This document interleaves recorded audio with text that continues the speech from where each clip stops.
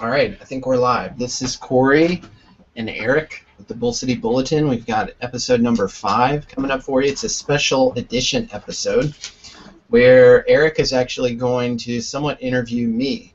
I've been on a synchronistic and incredible research endeavor into the sociological significance of the mass fluoridation scheme here in the area known as the Triangle, which encompasses Wake County, Durham, and Chapel Hill.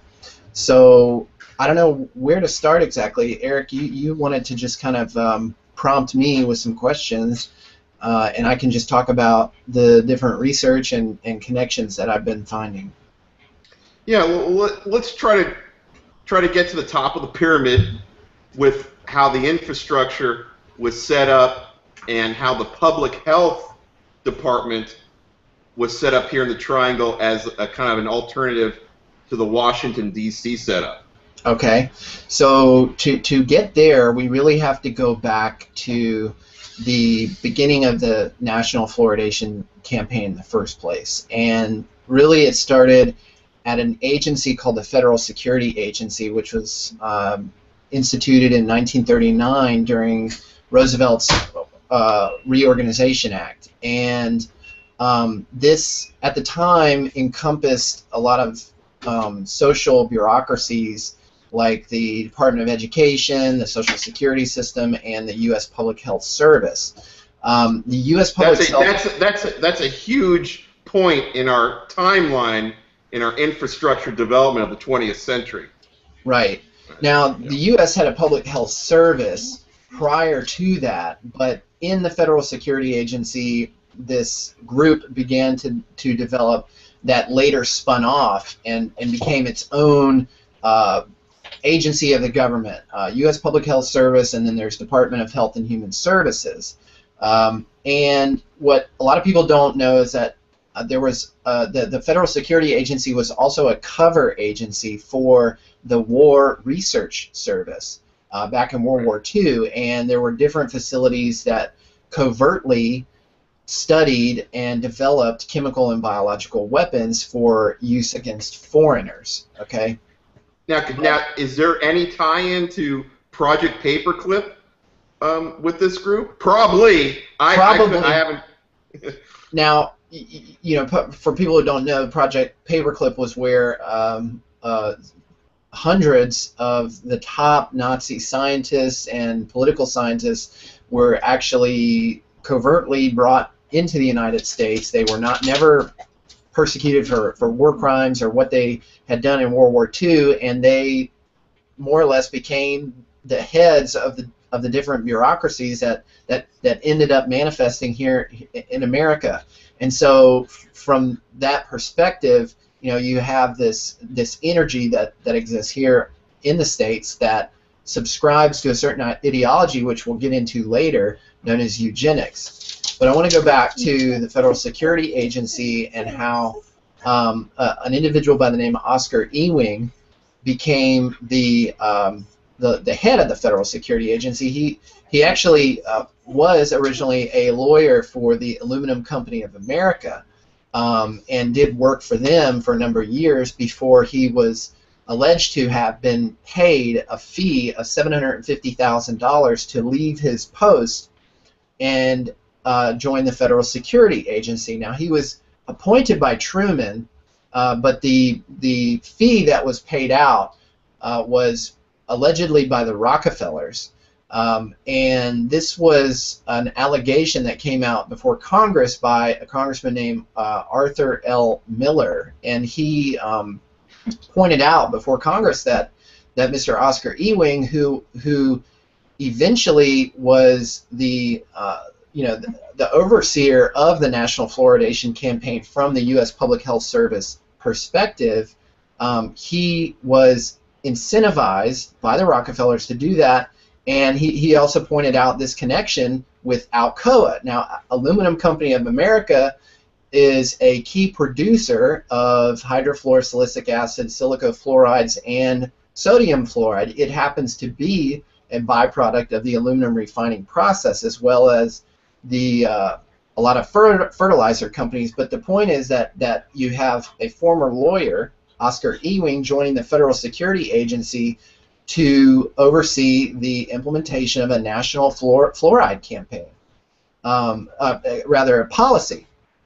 Okay, now Oscar Ewing is just one man, although he wielded a lot of power in these different bureaucracies, but he could not have been successful had it not been for one Edward Bernays. Edward Bernays, if you're not aware, he was the author of a book called Propaganda. He was literally the author of the handbook called Propaganda, which was written in 1921.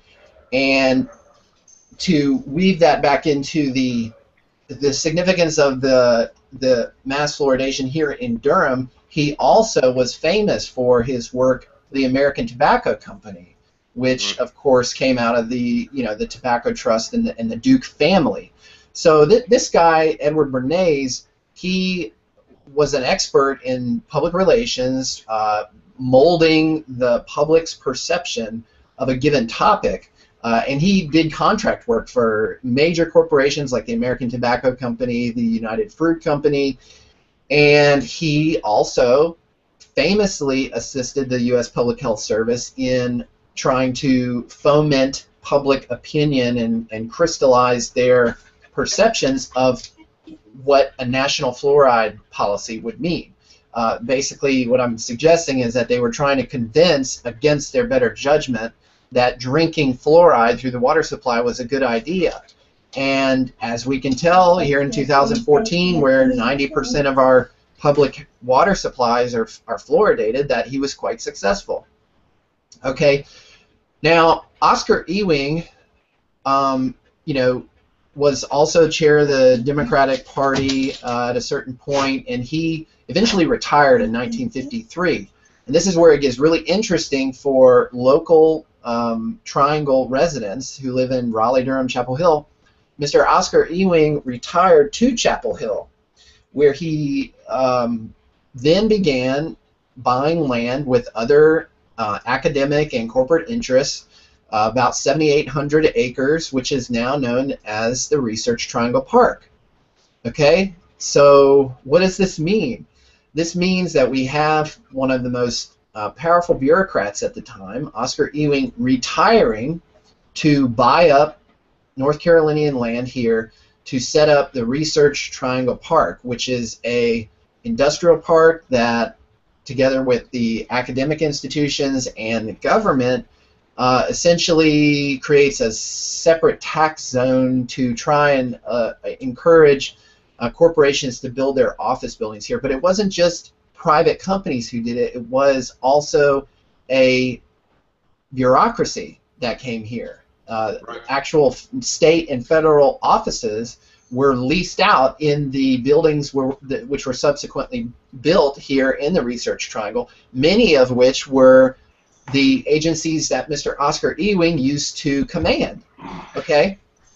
So, this is a repetitious pattern, this I scratch your back, you scratch mine type deal. Yeah, you can look at that he's being rewarded for his service to get fluoridation standardized here. Now here's your next task, which you see as a pattern in the system, that people who do the dirty work get huge rewards.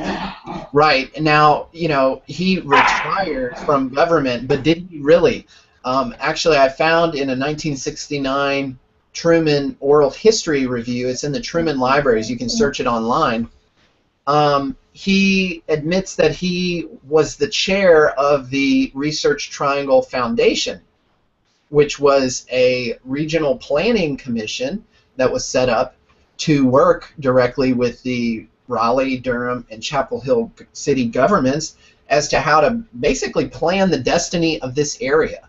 Absolutely. As it pertains to the economy, as it pertains to the population who lives here. And, he says in the interview that this commission doesn't have any legal ability to, tell one city what to do or what not to do. But then he goes on to say, well, it's just as well because the mayors of each of these cities are on the commission. and he's the director of it. Okay, so this already you can see the story that I'm weaving here, pointing to the incredible sociological significance of the not only the idea of a regional planning agency and collusion between academic institutions, corporate government, and private corporations, but also this individual Oscar Ewing and the mass fluoridation policy. Because you might be saying at this point, well, Corey, what does the Research Triangle Park have to do with fluoridation? Okay. Later, Mr. Ewing did the governor of North Carolina, Terry Sanford, a great favor in bringing the U.S. Public Health Service directly to the Research Triangle Park, which it is now based. Okay, and the reason, according to Oscar Ewing, was that he felt that public health service that's set up near Washington, D.C. would be way more susceptible to an atomic bomb attack than if it were stationed in Chapel Hill. Okay, now I don't know if that's just a cover story or what, but either way, again, we have this bureaucracy, the U.S. Public Health Service, which formerly, if you go back far enough, was researching chemical weapons to be used in World War II, and then later on is basically claiming as one of their top 10 public health achievements of the 20th century public water fluoridation, when now we know that it has degenerative effects on your intelligence quotient. It has links to osteosarcoma, your bone cancers, liver cancers, arthritis, senility. I mean, even the oral health section chief in this region, Kevin Buchholz, at a city council meeting when he was trying to rebut my comments about fluoride, admitted that his own daughter had dental fluorosis, which is a side effect of over-ingested fluorides, and that hydrofluorosilicic acid, which is the type of fluoride used in Durham, leaches lead from the piping system and causes behavioral problems in children. Okay? Now, all of this stuff we see. It's not debatable. It's not my opinion. Like, these are just facts. I mean, wouldn't you agree? Yeah. I mean, the fluoridation is incredibly toxic. It's damaging every part of our biological system. I mean, we have the leading guy at the EPA at toxicology, basically saying that this stuff is carcinogenic, and he got silenced. I can't remember his name right off the bat. William Hersey. William Hersey, right? You need to look up William Hersey, whistleblower. There's a lot of good documentation. Somehow that never surfaces. Right. There's plenty of books that you can research the toxicology of this, and it's just fascinating to me. And we were talking about this a little bit earlier, that another propaganda campaign during that same time was Better Living Through Chemistry, which was supported by DuPont, and again, another corporate political system. So it's really not, I mean, it's not debatable in my mind that fluoridation is poisonous, amongst other things. Why can't we get GMOs labeled? Why do we have all these petroleum-based additives in our food? So, why can't we get clean water, clean food, and clean air? Why are they just pumping all this carcinogenic stuff? And it's a eugenics plan, in my view. It's an eugenics plan. It's been going on for as long at least it really industrially manifested in the 50s, and along with the poisoning our entire planet, they've also set up development and infrastructure. And it's just so interesting how this place, the Triangle, there is development off the scale. I mean, they're just building houses and houses.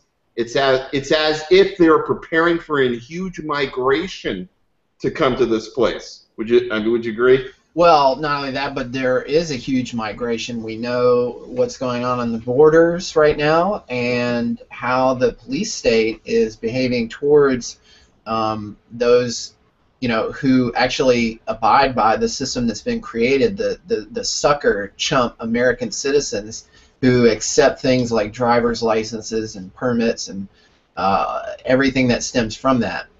Yeah, the whole legal landscape we know is inherited from 17th century English monarchy with, we are usurped on every level extremely deep, so deep that it's really hard for people who are unaware of this deception to grasp it, and coincidentally project. It's so big and so deep, done on purpose, that if you tell people this, they project that you're a domestic terrorist. Right. And what's interesting right now, they're really escalating their plans. I'm seeing narrative from Russian media newspeak on our what we're talking about right now. So what's happening is people like us who are becoming aware to fluoridation, just the food, everything, the way money is used, the education system is not an education system. Russia is starting to use this narrative. So what's going to happen? We're going to be in this World War III escalation, and we're going to be at war with Russia, and Russia's going to basically talk in the way we're talking right now. How do you think that's going to go over when the police state starts locking everybody up?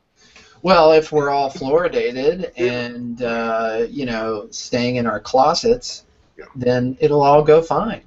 But I do want to go back to the main topic, which is the significance of the Durham Research Triangle Park, regional planning, academic and private, robber baron families, basically, who had a vested interest in this area becoming fluoridated. So I want to, go back through the timeline. Okay, Oscar Ewing retired in 1953, at which point the Research Triangle Park manifested, and then it wasn't till the 1955, 56, and 57 that the push for fluoridation really came to the Carolinas. And I put in a public records request with the Durham city government. I got some stunning, incredible documents. I was honestly surprised that I ever got them. And I think they may have just sent them to me because they didn't want me to show up and ask for them, because that would be an embarrassment. So they just sent them. Or they want you to create dissent. They want you to tease out the people who the programming isn't taking. Right. Yeah. Which I'm prone to do. My belief is if they're making lists on us, then we should all be on the list. Let's just all get on the list. And then there's nothing they can do. But I wanted to analyze the beginnings of fluoridation here in Durham politically when it actually took place, because there was a claim made by the water manager spokeswoman here named Vicki Westbrook that the reason that Durham was fluoridated in the first place is simply because the citizens voted for it. Now, of course, I am of the persuasion that it doesn't matter if the majority of the population wants to medicate the water supply with a known toxic poison. That's not you can't do that to my public water supply. That's not a republic. That's not a republic. That's how democracy corrupts the system. Ruled by majority. So, but I do recognize that this would be a good arguing point from the government's perspective that, hey, if the people voted for it, you need to talk to them. Don't come to us. We're just, abiding by the constituency. Right, and that's how they work under their cover. Just another point that you're bringing up is what is the government's empathic drive to fluoridate? And their main empathic drive was all these children in poverty are getting cavities. It's costing the state so much money. So that's why we're fluoridating to reduce the cavities in poor people. Right, right. Now that's the cover story. It's still the cover story because it's been claimed that I hate the children and that I, want them to have bad teeth and I don't care about them and all this nonsense. That's one of the emotional triggers that the government uses to get their persuasion on their side. They basically accuse people who are against fluoridation that they're hurting poor children. Which is ironic, as I'll show. I'm about to say in a moment here. So I wanted to get these documents and see what actually happened, and I want to go to the original mentioning of fluoride in the Durham City Council, and I found it. And it took me a while to figure out, but the first person who ever brought this to the City Council's attention, at least publicly, was a woman by the name of Mary Siemens. More correctly, Mary Duke Trent Biddle Siemens, an heiress actually to the Duke tobacco fortune. She basically lived her life as a quote-unquote philanthropist and a humanitarian, donating her time and money allegedly to different arts and different functions. Well, she also played a key role in basically presenting this to the City Council in the first place. And in the documents, it says that she represented 150 people who were very concerned about the dental disease here in the city of Durham. And of course, to reference your point, that was the empathic cover, basically the excuse that they used to justify their ever looking into the fluoridation issue. Anyways, they needed someone like a Mary Duke Siemens to present it empathically, rather than to admit that they were simply being dictated to by the U.S. Public Health Service, and Oscar Ewing and his gigantic bureaucracy that had been set up here. That didn't even really do a lot of research into fluoridation. They did like a couple. They chose like a few cities and just did it for 2 years to see. Right. And I mean, what you're really summing up is that if you got enough money and you're with the eugenic agenda, you can get a whole body of doctors to sign off on what you want to do. You can get political people to sign off on what you do. You can get corporate people, and then all you need to do is have an Edward Bernays basically throw it into the contemporary newspeak media, and you can do anything. I mean, they can make us eat mutton, and we wouldn't complain. Right, and to your point about the eugenics agenda here, what I've got here is the American Eugenics Society, and what I found out about this incredibly empathic woman who cares so much about the dental disease here in Durham was that she was a prominent founder of the American Eugenics Society, which, as you know, promoted and lobbied for the ideology that the American society should be artificially genetically manipulated to purify the gene pool. Absolutely. Okay, the same as horrifying Hitler. stuff. I mean, this is huge. This is a huge hub that you're pointing out.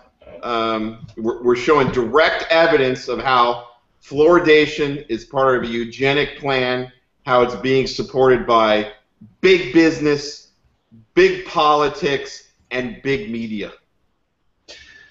And people are so indoctrinated by the false history that is perpetrated in the public education system, they don't realize that it was actually these American industrialists and other basically bloodline families who had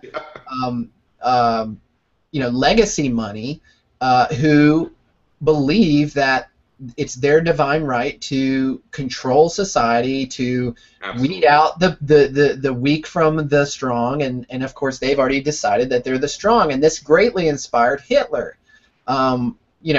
We associate Hitler with Germany and America with the ones who won the war and liberated. Okay, no, They got funding. They got ideas from America. People right here in Durham, North Carolina, who later fluoridated the water. Okay. And then, yeah, I mean, then you're going into Margaret Sander with Planned Parenthood. I mean, I'm seeing like Kellogg, cereal company. What you're really seeing is how the rich have infiltrated our very civic infrastructure and are creating their eugenic plan, and our very society that we have now, most of the disease, the mental illness, the political policies going on right now is a direct result of this hidden eugenics Agenda 21 plan. GMO, right. I mean, exterminism. Yeah, chemtrailing. We're absolutely being herded, no less than a bunch of sheep on a farm. Yeah. Now, people, who live in Durham and live in Raleigh and live in Chapel Hill don't even know that there was such a thing as the State Eugenics Board in North Carolina, which over a period of decades, all the way until 1973, literally extracted girls, black girls, from the schools based on allegedly their poor report cards, and by force removed their ability to procreate. They removed their uterus and prevented them from reproducing because they felt that they were unfit to reproduce. Okay, this is the same eugenics board which came from the American Eugenics Society with people like Mary Duke Trent Biddle Siemens, who later recommended to the city council that we fluoridate the water here in Durham because she cares so much about the dental caries in Durham. And remember, she showed up with 150 people. There's over 200,000 who live in Durham. So are we going to allow 150 people in 1956 and a city council who thinks they know what's best for us decide what we should do with the fate of our health through the water supply? Yeah, it's incredible stuff, and I would bet that there is some type of familiar pattern within every big city, right? Within every big city, I bet you there's some type of developer back in the 50s, some very rich bloodline irises setting up the sustainable development that's going on presently. People just need to do their own research. They need to look at their own community and their own political system. And when you go and challenge this to your city council, you are deemed insane, because how can anyone fight against the federal government, the CDC, all these medical experts, all these dentists? I mean, talk about complicit. Talk about fraud at its highest level. The dentistry just saying, let's just eat fluoride hamburgers. I mean, because we gotta save the poor kids. I mean, it's incredible now, stuff. It's not stopping. Another little factoid here was that in 2010, actually 2000. Well, this says 2012. I thought it was 2010. It's often worse than we say. Governor Bev Perdue announced that she will include $10.3 million in her budget proposal this year for eugenics-related efforts. What this basically means is that first of all, the state took surely thousands, if not millions of dollars from the taxpayers to create the program, which removed uteri from young girls, so they could no longer have babies. And then when they're forced to apologize here in the 21st century, they take more money from the taxpayers to pay in reparations for what they did and offer this official apology. Why are neighbors, why are people at your church, why are people at school not talking about this more loudly? Why are they not talking about it more frequently? That our state did this. And they're the same ones who are saying you're bad if you have more than 6 months worth of food stored in your closet, or you don't pay your registration tag for your car, or you don't want to get your genitals felt at the airport. You're a domestic terrorist. You're a suspect if you don't want to do that. I mean, the hypocrisy is just unbelievable. Yeah, I mean, and so how do you explain the insanity of the hypocrisy? I think it's definitely part of this mind control, this chemical, media, scientific mind control. That's it's something very huge is happening where people can't critically think and see what type of people are in control of our world. It's really amazing stuff. Right. So I want to touch on a couple more points about Research Triangle Park and the, like I've said, the sociological significance of this area, the Triangle, Raleigh, Durham, and Chapel Hill. Okay. So we have Research Triangle. It is a research area. There are a lot of good corporations who have made many families prosper here. But because of the governmental bureaucracy, we really need to take note of all the different significant events that have taken place in relation to this fluoride issue here in Research Triangle Park. Because I've been at this fluoride thing for a few years now, and I've definitely had an impact. But as far as public participation, I feel like a lot of the public believes that this is, it's hard to relate to, even though it's coming through their tap. It just seems like such a distant problem, that they could never fix. Well, there's so many forces at play here in the area that should really impress upon you the significance of the fluoridation psychology, what I call the psychological ether on this particular issue right here in Durham, North Carolina. Okay. To reference back to the eugenics movement and the idea that we should sterilize those unfit to procreate, I wanted to point out that there was a study from the National Institutes of Health in Research Triangle Park, North Carolina. And these colleagues conducted a study and found all other commonly used fluoride chemicals as toxic as sodium fluoride. For those who aren't acquainted with the actual chemicals, there's several different forms of fluoride. So one is sodium fluoride, another is hydrofluorosilicic acid, another is hexafluorosilicic acid, and just sodium or silicofluorides in general. Okay, and this study actually found that the title is very fitting. Fluoride may be your next contraceptive. Has a measurable impact on the virility of men and I assume women as well. So right there, we literally have birth control in the water supply to decrease the number of people on this planet. It's called population control in eugenics. It's going on. It's right here. It's all around us in this area in particular.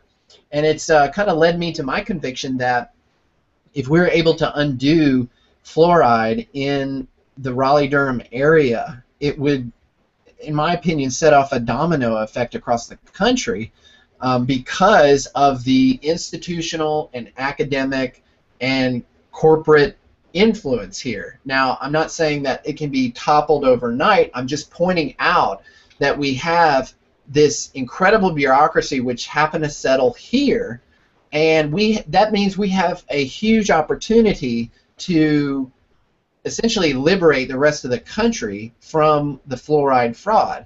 Now, then we can have a conversation of what liberating America from fluoridation would actually mean on a global scale, because it's not just the fact that we're being fluoridated and our IQs are lessened, which could mean that inventions, mathematical discoveries, scientific breakthroughs were prevented by this policy, although that's a valid conversation. But what does it mean about the psychology that we have about government? If the one greatest public health achievement, the mainstay of government welfareism is completely undone, then what does that mean for the rest of, tyrannical government and people's ideas about it? So I really think that we have a linchpin issue right here in our backyard in Raleigh, Durham, and Chapel Hill that we could really influence the entire world if we were able to get this reversed in this area. And I want to also point to another story that relates to Research Triangle Park, which I found incredibly interesting, was a national toxicology program study that took place in 1990. I can't really pull it up because it's a 446-page study that was done by various professionals, health professionals, experts, oncologists, and so on and so forth. And how could someone pull the PDF up? Well, what would they need to Google? Now you're about to pull up a really incredible report, because what the report is going to summarize is that indeed fluoridation is carcinogenic, and then what we see during the timeline of the report is a reduction of admitting that it's carcinogenic. Right. So you have all these experts who came together in Research Triangle Park. Yeah, I think it's going to make the video slow because it's just so huge, but we'll let it load. We'll let it load. And these people came together. They provided their studies, and they found indeed that there was a huge correlation between increasing amounts of fluoride, cumulative fluoride exposure, and basically bone cancer, and even rare forms of liver cancer.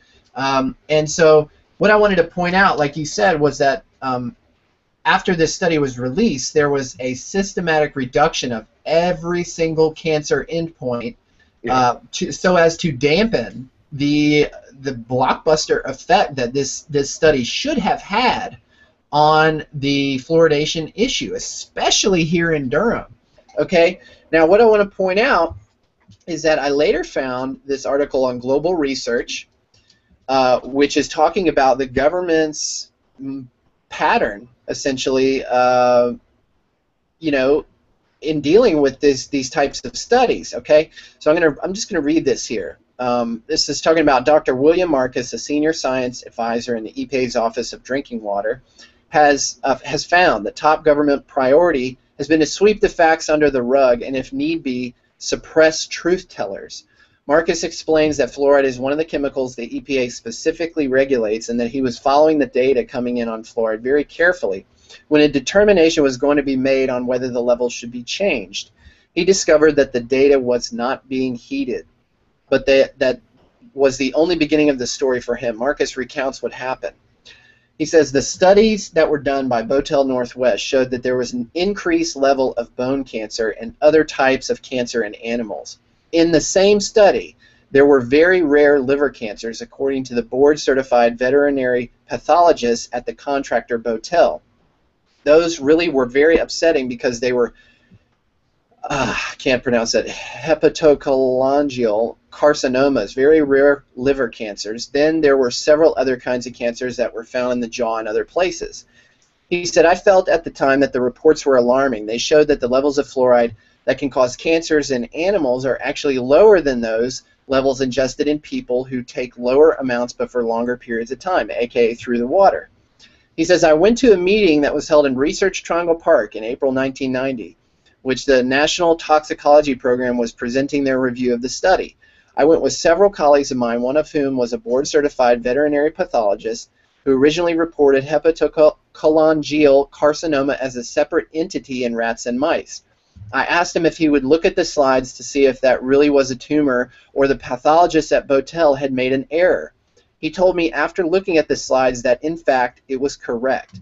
He says, at the meeting, every one of the cancers reported by the contractor had been downgraded by the National Toxicology Program. I've been in the toxicology business looking at studies of this nature for 25 years, and I have never before seen every single cancer endpoint downgraded. I found that very suspicious and went to see an investigator in the Congress at the suggestion of my friend Bob Carton. This gentleman and his staff investigated very thoroughly and found out that the scientists at the National Toxicology Program down at Research Triangle Park had been coerced by their superiors to change their findings. Once Dr. Marcus acted on his findings, something ominous started to happen in his life. I wrote an internal memo and gave it to my supervisors. I waited for a month without hearing anything. Usually you get feedback in a week or so. I wrote another memo to a person who was my second-line supervisor explaining that if there was even a slight chance of increased cancer in the general population, since 140 million people potentially ingesting this material, that the deaths could be in the many thousands.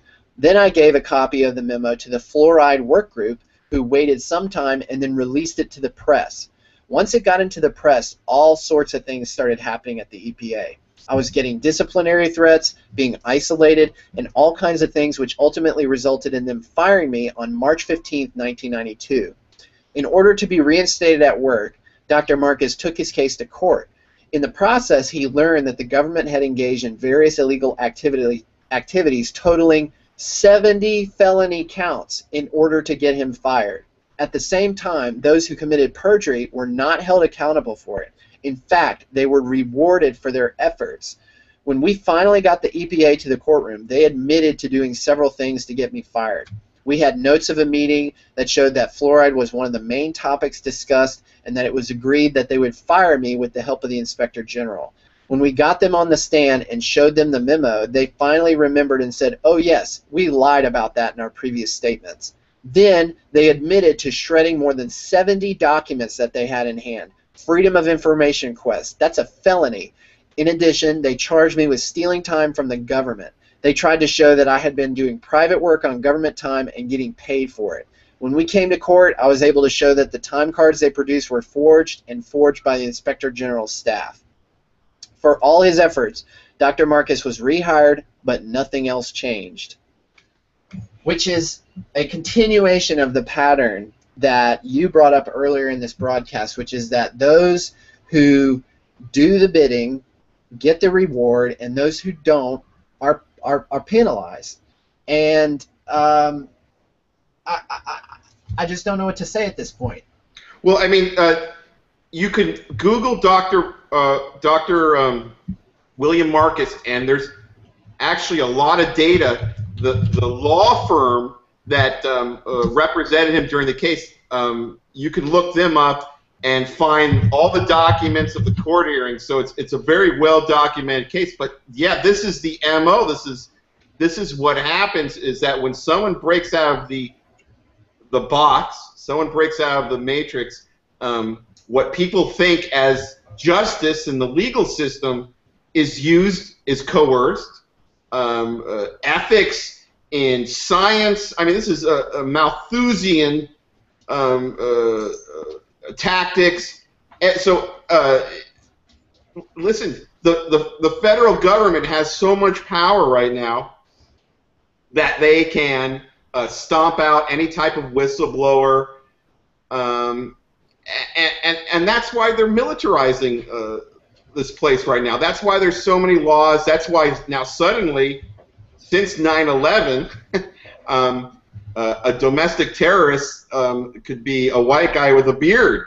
I mean, it went from Osama bin Laden, who was funded by the CIA, to any American that believes in the Constitution. It's really amazing stuff how it can flip so easily. How can it flip so easily? Again, we're showing you a window of how this this eugenics plan has been working, using the education system not to educate, using the medical system not to rehabilitate, using the psychology system not to think. It's just all misdirection, entertainment. All the newspeak is all omitting real information, omitting any real extrapolation, omitting any real news. And what's the result? Guys like us, I mean, doing anything we can to try to bring real extrapolation, get people into reality on the incredible takeover that's happened to our society. This is going to make the beginnings of the Bolshevik Revolution, the beginnings of Nazism, beginning of Mao Zedong. This is going to make it look like child's play. This is the evolution of tyranny. This is the evolution of mind control. We're in a technocratic mind control, and it's just out of control. It's out of control. Yeah. Now I want to touch on one last point I wanted to make about the situation here in Durham. I did make a public request for the documents, and I mentioned earlier that my intention here was to not only figure out who proposed this in the first place, but also to look at the actual vote count, because we have on record Ms. Vicky Westbrook, the assistant director of the water management here in Durham, saying that the reason they fluoridate is because the citizens voted for it. So I wanted to find that and just get a look at the numbers, because I was planning, on making the argument, well, if 10,000 people voted for it, the population is 200,000, and it's 50 years later, and I wasn't even born when that was, Right. taking place. So shouldn't we have another referendum or something like that? Of course, then I would risk them actually, calling my bluff, having a referendum, and then either manipulating the votes or propagandizing the issue and convincing enough people to vote for it all over again, and then I would effectively be shut up. Okay, but what I discovered was actually even more incredible, and that was that they did have a referendum. They sent out cards in the mail, and they asked people whether they supported fluoridation or not. And in total, about 6,300 people voted, which is minuscule, microscopic compared to the number of people who live here now. And what year is this? In the 60s? This is 1957. Yeah. And 6,300 people or so voted. And the amazing thing was that they voted against it.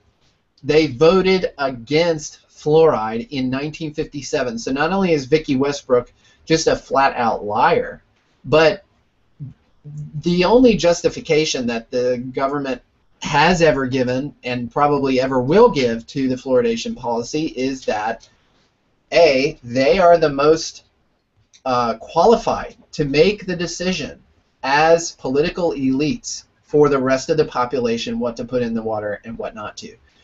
B, that they were told what to do and have no control over their own body and behavior because the almighty U.S. Public Health Service and the Board of Public Health tell them that they have to fluoridate the water, or else they, will violate God's law or something. I mean, it's a crazy psychology that's going on, but we have to understand how these bureaucracies are structured. And like I've alluded to in past broadcasts, it's a layered system like an onion, and the layer above is always superior to the layer below, and the layer below is conditioned and indoctrinated to follow orders. And so when an agency that alleges, that something should be done, they're not going to question that. And this is actually corroborated by the video that was posted on the Durham Against Fluoride website, where me and Robert Mahaly went to the Durham Police Department and filed an assault charge against the guy who actually fluoridates the water at the Williams Water Treatment Plant. And he said, well, I'll submit the report, but I'm not sure where it's going to go from there. It's probably going to have to go to the health department. And I said, well, what happens if the health department is the one orchestrating this in the first place, which they are? And he's like, well, that's above my pay grade. And that's the attitude. It's above my pay grade. I don't have a say. I just follow orders. Whatever's told to me is gospel. And drink your fluoride. Yeah, we're really in a military structure under the guise that we actually are self-empowered individuals and that our government is supporting liberty, freedom, and independence. We're really in a corporate military structure. We're completely disempowered. We're programmed what to think. They're forcing what we're supposed to eat. They're imprisoning the poor, imprisoning the mentally ill, which is basically a result from the fluoridation, the malnutrition, the food, the poor education. No jobs. I mean, there's no jobs anywhere. I mean, anyone talking about any type of reform is just a complete hypocrite when all our manufacturing is in third world countries. So you just need to look at your clothes. So this is the legacy. Yeah, this is the legacy. We are witnessing the fruits of these eugenicists' labor the beginnings of these non-governmental foundations. You go to Tragedy and Hope with Quigley. I mean, this stuff was happening before World War I. These gigantic rich people forming think tanks, Carnegies, Rockefellers, and we are in the plan. And right now what's happening is America is absolutely being destroyed on all fronts. Immigration is just open doors when we can't feed our own poor, we can't treat our own veterans. We're about to go into World War III where our military is all over the place. The worker, the common worker, is barely can feed his family. There's no living wages, and there's no hope. There's no vision, which is really needed in any type of social structure. So they've got us wiped out, and behind all this, they've got all this chemical poisoning that they're doing to us. All this mind-numbing entertainment and newspeak. And I went down to downtown Raleigh like the other weekend, and it's a really booming college town. But if you just observe, everyone's crazy. Everyone's just talking about sports and the most stupidest shit. It's like this bizarre, sarcastic, trendy joke world. We are absolutely conquered. It goes to that old saying that empires don't get destroyed from the outside; they actually get destroyed from the inside. So I think we're repeating like, Apocalypto. When the Amazon was taken down from all their ritualistic killings. I mean, we're going through some crazy narcissistic, sociopathic cycle that an empire goes through at its like death throes, and all we can do is try to report it, try to give people information, so hopefully they think for themselves. The trouble is that we've been so duped, and the dupe is the con is so deep that it's intergenerational, that to actually pull your head out of the matrix it seems more dangerous or more horrific than actually being brainwashed. And the system is protecting the rich right now. So, and the rich control everything. I mean, even the middle class are completely duped. Even lower middle class. Once you start getting into poverty, people don't take to the programming very well, but they're just trying to survive, trying to eat, trying not to get captured by the police.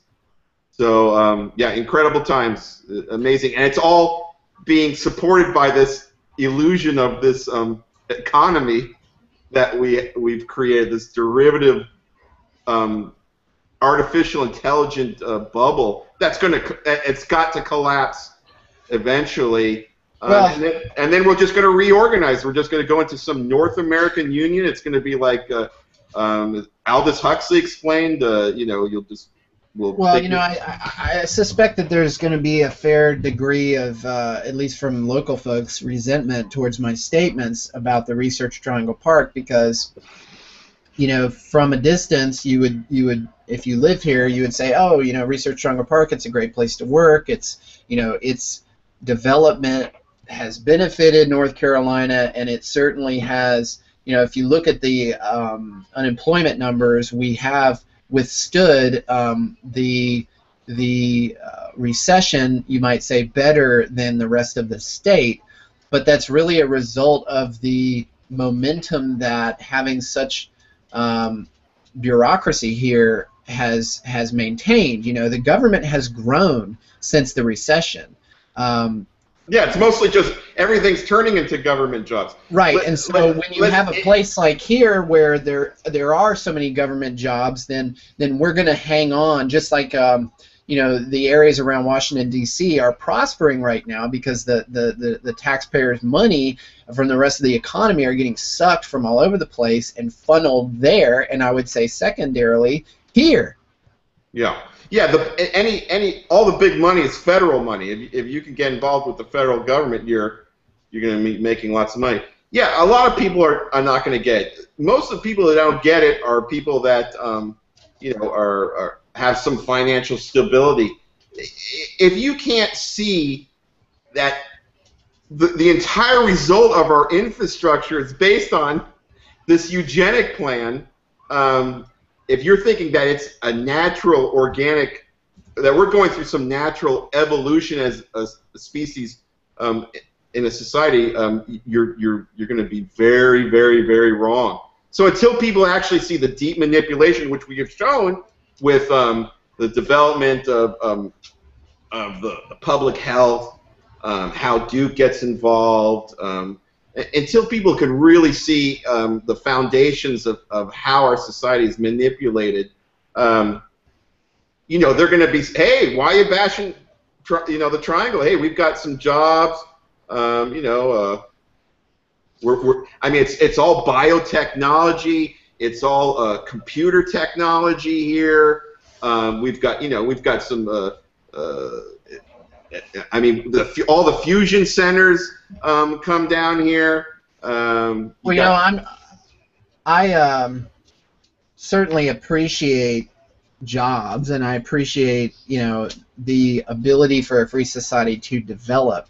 But what we have with the Research Triangle Park is a collusion between academic and political and economic elites who have engineered what they believe to be the future, you know, technocratic societies. Where, you know, Research Triangle Park was just rezoned for high-density development, and I'll just pull that up right here.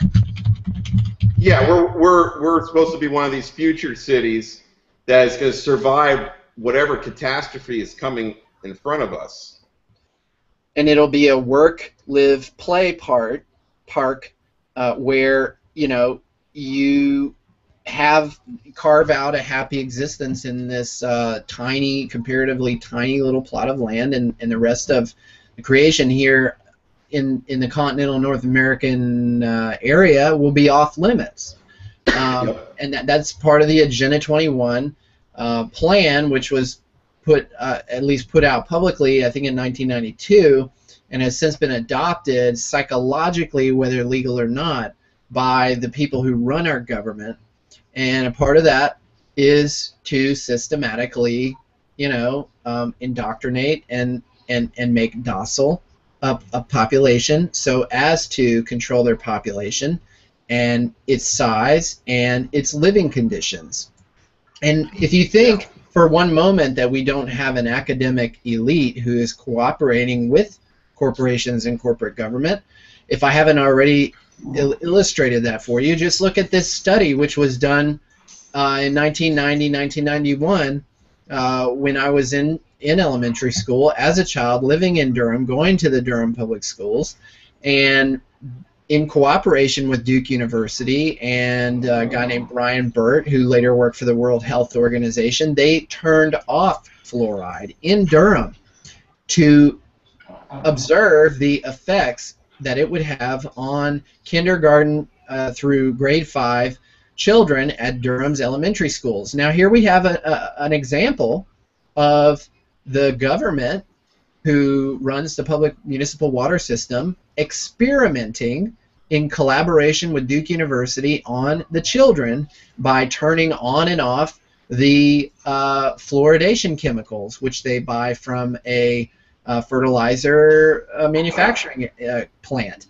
And the interesting thing is, you know, this study does have some value because what it showed was that turning them off for 11 months showed no increase in cavities. Now, if you talk to the public health people, we could never turn off fluoride because the children's mouths will just explode with cavities and it'll be an epidemic. But here, 11 months without it, there was no increase in cavities, but there was a noticeable decrease in dental fluorosis, which is the manifestation of overexposure to ingested fluoride. So, you know, again, we have an academic economic elite who are eugenics-based, who are willing and morally, excited about experimenting on and tweaking their systems of control so as to better do it under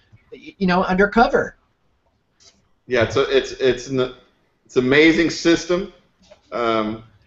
It's incredibly powerful. It has huge amounts of resources.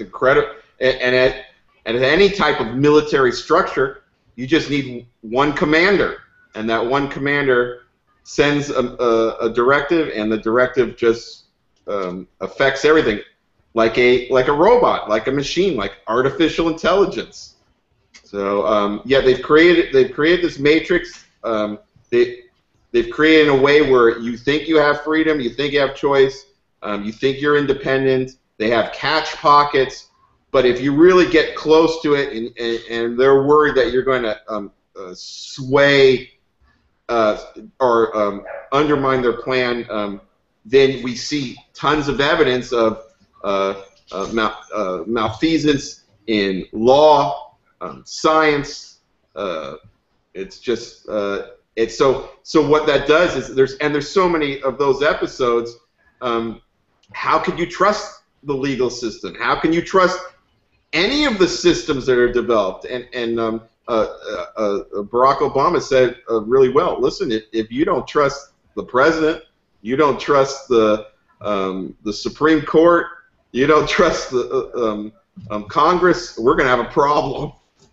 Well, we do have a problem. So I think we can probably conclude the episode. I've kind of communicated all the points that I want to make, except for that I do want to. I have been toying with the idea of doing a documentary about this subject as it relates to RTP, and so just look out for more updates on that.